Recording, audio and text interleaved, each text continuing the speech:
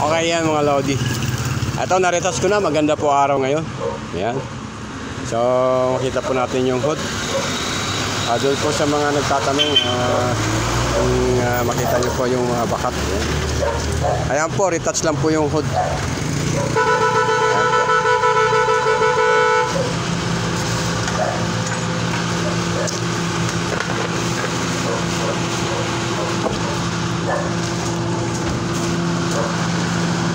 Okay. Ito mo naman mga Lodi, ano to sa babalik ko lang siya ng bapping nito. So, mga Lodi, abangan ang susunod na kabanata sa pagbabapping.